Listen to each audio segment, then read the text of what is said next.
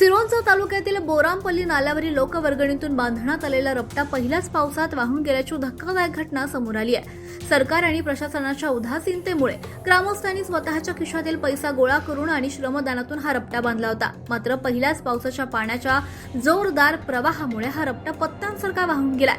विकास आणि सुशासनाच्या गप्पा मारणाऱ्या भाजप सरकारच्या काळात नागरिकांना स्वतःचे रस्ते स्वतःच बांधावे लागतात आणि तेही पहिल्याच पावसात वाहून जात असल्यानं सरकारकडून जनतेच्या पदरी केवळ गैरसोयच पडत असल्याचं चित्र आहे।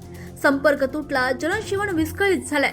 रपट्या वाहून गेल्यानं बोरामपल्ली आणि परिसरातील अनेक गावांचा संपर्क तुटलाय। यामुळे वाहतुकीचा मोठा प्रश्न निर्माण झालाय। पुढील घटकांना याचा प्रचंड फटका बसलाय। शालेय विद्यार्थी शाळा सुरू झाल्या असताना रस्ता बंद झाल्यानं विद्यार्थ्यांचे शैक्षणिक नुकसान होत आहे। रुग्ण आणि गरोदर महिला आपत्कालीन परिस्थितीत रुग्णालयापर्यंत पोहोचणं आता कठीण झालंय। शेतकरी आणि रोजमजूर दैनंदिन कामासाठी बाहेर पडणाऱ्या नागरिकांचं जगणं मुश्किल झालंय। जनतेच्या पैशांची आणि श्रमाची माती झाली आहे।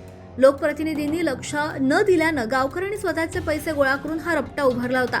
भाजप सरकारच्या नियोजन शून्य कारभारामुळे जनतेनं स्वखर्चानं उभारलेली ही सोय पहिल्याच पावसात वाहून गेल्यानं ग्रामस्थांमध्ये तीव्र संतापाचं वातावरण आहे। या गंभीर समस्येवर महाराष्ट्र टुडेचे गडचिरोलीचे जिल्हा ब्युरो चीफ आनंदराव बापू आशा यांनी प्रत्यक्ष ग्राउंड रिपोर्ट करून परिस्थितीचा आढावा घेत प्रशासनाचं लक्ष वेधलंय। ग्रामस्थांच्या वतीनं प्रशासनाकडे काही मागण्या तातडीनं मांडण्यात आल्यात। प्रशासनानं तातडीनं या भागाची पाहणी करून पावसाळ्याच्या काळात नागरिकांच्या सुरक्षेसाठी तात्पुरती पर्यायी वाहतूक व्यवस्था उपलब्ध करून द्यावी।